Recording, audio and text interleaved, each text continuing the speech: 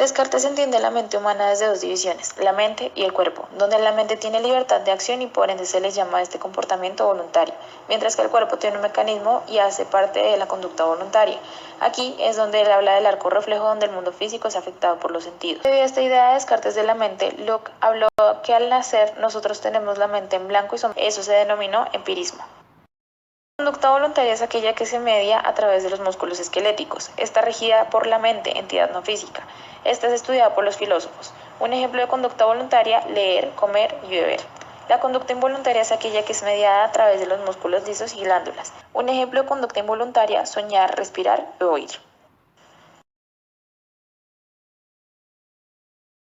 Según el dualismo cartesiano de Descartes, la causa de la conducta voluntaria es la mente, enviando señales hacia el exterior por el cerebro, luego a los nervios motores y seguidamente a los músculos para la conducta que se desea realizar.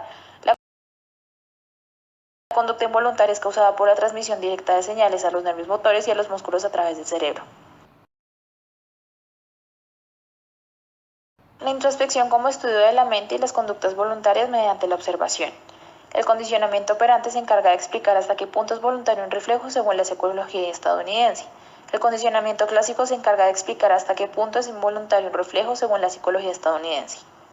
Esta división es esencial para la comprensión de la historia de la psicología. La introspección y las ideas innatas fueron base para estudiar la propia mente.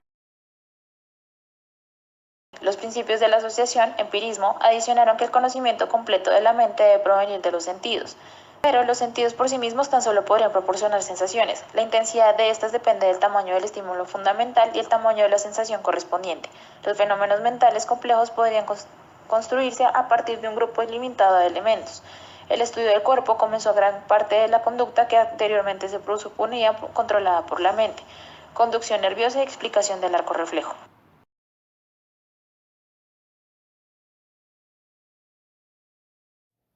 Pavlov realizó el estudio de la conducta compleja, donde él habla que es aprendida, voluntaria, planeada y tiene mayor costo de energía, mientras que la conducta involuntaria o el reflejo es innato, simple, mecánico e involuntario.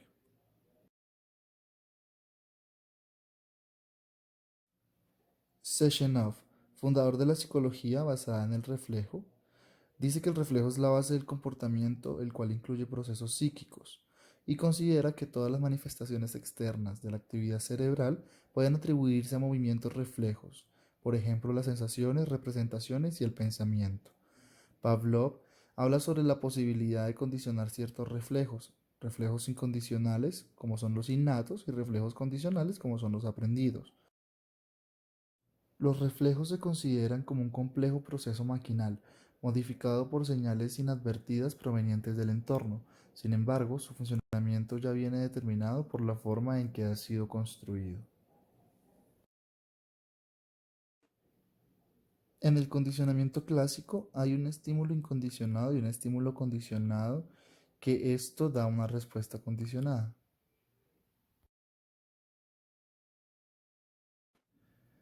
Según la psicología de Gestalt, la totalidad no es igual a la suma de sus partes. Se experimenta la organización y no sus elementos. El fenómeno producto de la organización posee otras propiedades diferentes a las que poseen sus elementos. Por tanto, no es lo mismo y prima las organizaciones. Las críticas al asociacionismo. Rechaza que los elementos constituyan la materia de la que está formada la percepción o cualquier proceso psicológico y refieren que todo comenzó como crítica al análisis introspeccionista. Las críticas al empirismo muestran poco interés en la experiencia pasada para explicar los resultados de los fenómenos de la percepción. Para los empiristas, a los objetos que nos rodean los reconocemos por el uso. Nace junto a la revolución molar, ya propuesta por los psicólogos de la Gestalt. Proviene de la teoría de Darwin, o sea, los organismos más capaces de sobrevivir crecen en número y aquellos que no tienen nada de crecer. La teoría de la evolución da el principio de retroalimentación fundamental para el funcionalismo. En cuanto al reflejo, tenemos tipo 1 y tipo 2.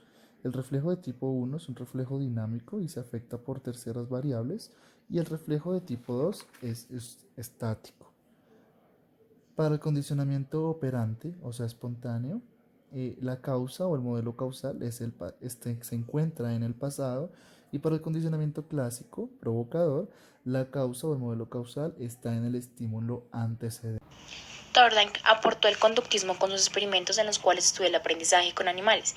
Una de sus aportaciones más importantes fue la ley del efecto. Esta consiste en que si una consecuencia percibida como satisfactoria o molesta ocurre después de una acción, se aumenta la probabilidad de que esta respuesta se repita o no. Esto quiere decir que la conducta está en función de sus consecuencias. El reflejo se caracteriza por ser una respuesta simple, involuntaria, en la cual hay una relación directa entre estímulo-respuesta uno a uno. Un ejemplo de esto es ante el parpadeo frente a un soplo en el ojo. A diferencia de esto, la respuesta compleja es aprendida, voluntaria, es decir, planeada, y requiere de un mayor costo energético. Se presenta de forma probabilística, es decir, no es absoluto. Un ejemplo de esto es al guiñar el ojo frente a una persona atractiva.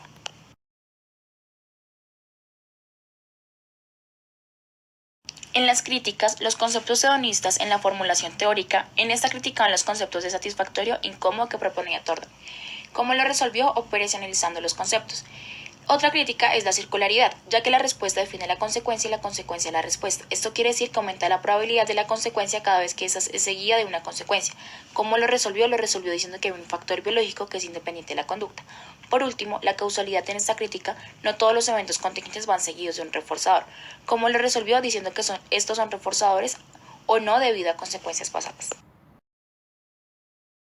Pavlov había hablado de que la unidad básica de condicionamiento clásico era el reflejo, dando así para que Skinner empezara a hablar de cómo se podía condicionar las respuestas más complejas. Y realizando diferentes experimentos se llegó a la caja de Skinner que ya todos conocemos. En este lapso de tiempo se hablaba de las respuestas musculoesqueléticas se podían condicionar más fácil por operante, pero más adelante se dio a entender que esto depende del tipo de proceso y aprendizaje para definir qué condicionamiento es más fácil para tener un mayor aprendizaje.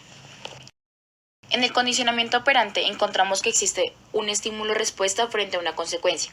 Existen dos maneras de generar un condicionamiento operante, que es el moldeamiento, que es aquel procedimiento en el que se establece una conducta nueva respuesta, implica reforzamiento por aproximaciones sucesivas, es decir, cada vez que el sujeto vaya llegando a lograr la conducta meta se va reforzando. La otra manera de generar este condicionamiento operante es el encadenamiento, que es el procedimiento de establecer un repertorio de comportamientos más complejos, y este requiere una cadena de respuestas aprendidas. Por conducta entiende simplemente el movimiento de un organismo o sus partes dentro de un marco de referencia suministrado por el mismo organismo.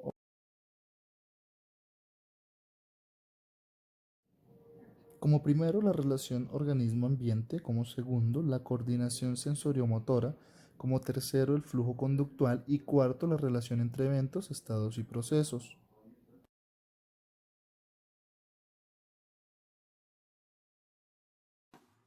Skinner definió el flujo como un proceso y el dinamismo como un cambio.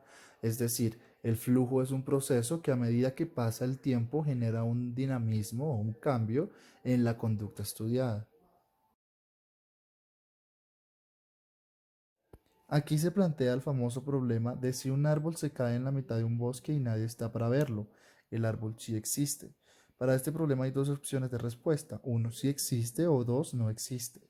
La primera es una respuesta realista, ya que ésta señala que los estímulos existentes al mundo son independientes al organismo.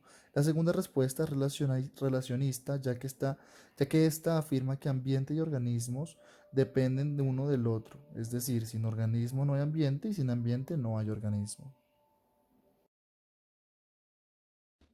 La primera diferencia con Watson: lo único viable de estudio científico eran las conductas aprendidas observables. Luego atacó las doctrinas de rasgos heredados. Luego habló sobre el control del entorno para modelar el comportamiento humano y de animales. Y luego demostró que se podían aprender emociones fuertes en una situación por condicionamiento, generalizarlas y luego transferirlas sin necesidad de repetir el condicionamiento.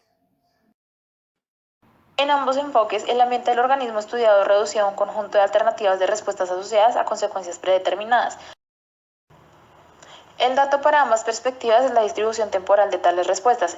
Para molecular, se fundamenta en la relación establecida por la contingencia de tres partes. La extensión temporal es una propiedad marginal de la respuesta y del reforzador. Determina los factores que fortalecen o debilitan una respuesta. Identifica los agentes que modulan la tasa de una respuesta. Utiliza la propia conducta del organismo como reforzador. Molar. Analiza la asignación de tiempo a las posibles respuestas y su relación con los paquetes conductuales. Entienda la tasa de respuestas como la medida de una conducta de mayor extensión. El mayor problema que hay entre el paradigma molar y molecular es que existe un error categorial. Este error hace referencia a las respuestas y consecuencias son diferentes para cada estímulo.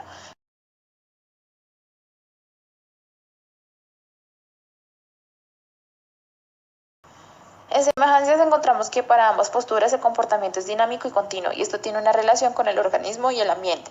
Frente a diferencias encontramos que para la postura molecular es importante la contigüidad y que los eventos son momentáneos, y en este se debe medir la tasa de respuesta, mientras que para la postura molar lo importante es la duración de la conducta, viendo así cada elemento que hace parte de ella, teniendo en cuenta que existen subconductas que tienen un tiempo y duración que hacen parte de un paquete conductual.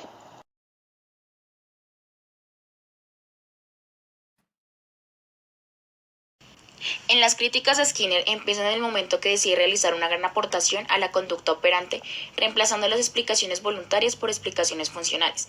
Skinner decide dejar al organismo en operante libre y se da cuenta que existen varias respuestas comportamentales que son ejecutadas en momentos y espacios de manera distinta.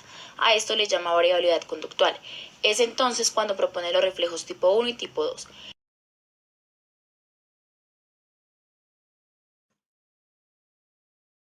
Los reforzadores primarios son reforzadores de manera natural o innata. Son aquellos que no dependen de su asociación con otros. La mayor parte de ellos tienen una función limitada en el aprendizaje humano. Un ejemplo de estos reforzadores es el agua y la comida, entre otros. Los reforzadores secundarios son aquellos que dependen de su asociación con otros reforzadores, tales como la alabanza, el reconocimiento, las sonrisas y la retroalimentación positiva. Las diferencias entre el condicionamiento clásico operante es que el condicionamiento clásico implica el emparejamiento de estímulos para elicitar una respuesta. En el condicionamiento operante involucra respuestas y a partir de estas una consecuencia. Otra diferencia importante es que el condicionamiento clásico tiene como unidad básica el reflejo, en cambio en la operante no se tiene en cuenta el reflejo como unidad básica ya que es inflexible. Skinner decía que solamente se da una respuesta y una consecuencia. Con el paso del tiempo, se dio a conocer de que se pueden dar varias respuestas y varias consecuencias en un solo momento. Es decir, en una sola respuesta se puede dar varias consecuencias y en una sola consecuencia se pueden dar varias respuestas.